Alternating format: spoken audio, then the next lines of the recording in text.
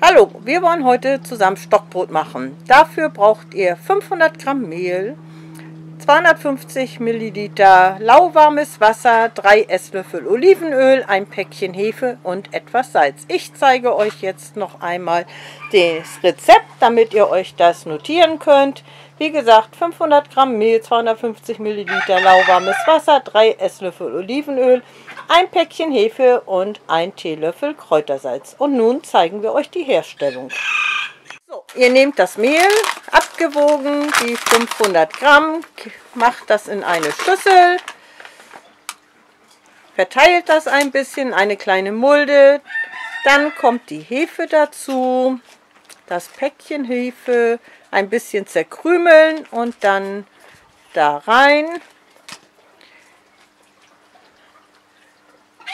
Es wird schön zerbröselt, damit es kleine Stücken sind und besser sich nachher der Teig gehen kann.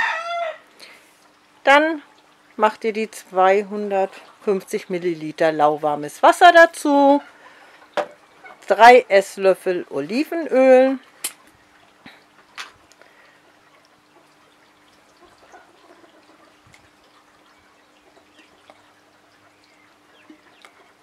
jetzt kommt etwas Salz dazu.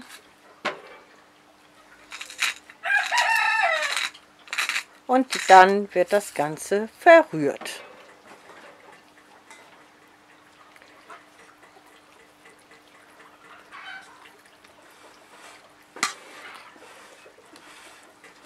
Wenn ihr die Flüssigkeit ziemlich verrührt habt, dann könnt ihr auch dazu übergehen, eure gewaschenen Finger bzw. Hände zu nehmen, um den Teig richtig durchzukneten.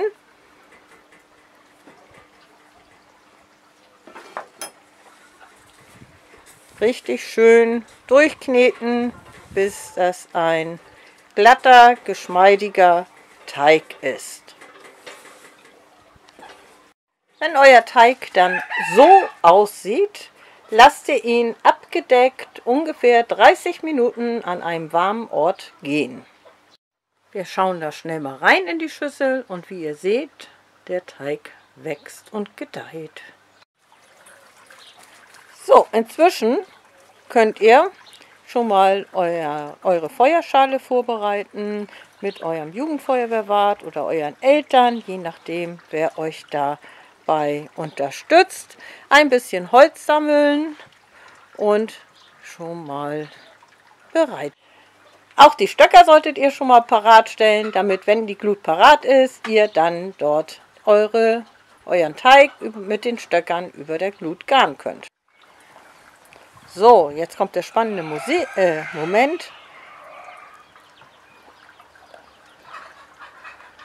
Wir zünden unsere Feuerschale bzw. den Inhalt an und freuen uns, dass es schon mal so gut brennt.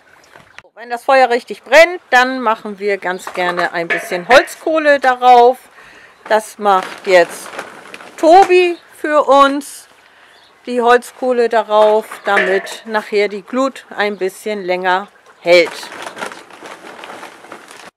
Natürlich haben Tobi und Svenja sich auch mit einer Gießkanne voll Wasser bewaffnet, um, falls das Feuer aus der Schale springt, gerüstet zu sein. Auch die Stöcker sind parat und jetzt schauen wir mal nach dem Stockbrotteig. Ja, so sieht der Stockbrotteig aus, hat sich verdoppelt und jetzt geht es dran, das auf die Stöcker zu ziehen. Dafür wird der Teig noch einmal durchgeknetet, kräftig durchkneten. Wenn man sauer ist, kann man da auch so ein bisschen seine Wut vielleicht mal dran auslassen, indem man mal da reinboxt. Aber wir sind ja heute eigentlich guter Laune. So, ein bisschen Teig abzupfen und zu einer Rolle kneten. Und dann eine ziemlich lange Rolle. Geht es an Stock. und wird da wie eine Spirale umgemacht.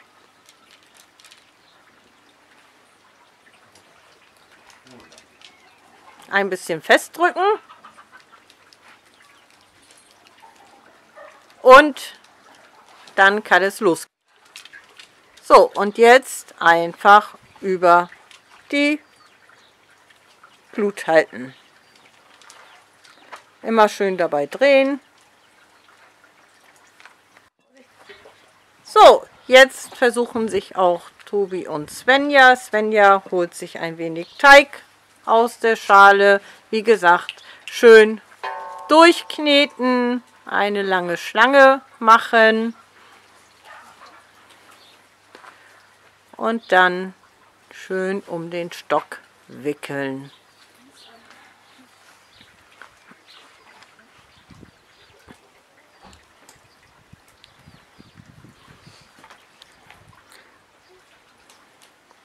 Und jetzt kann man sich das am Feuer gemütlich machen, ein bisschen hinsetzen und schön den Stock mit dem Brotteig über der Glut drehen und garen lassen. Oh, kommt langsam Farbe.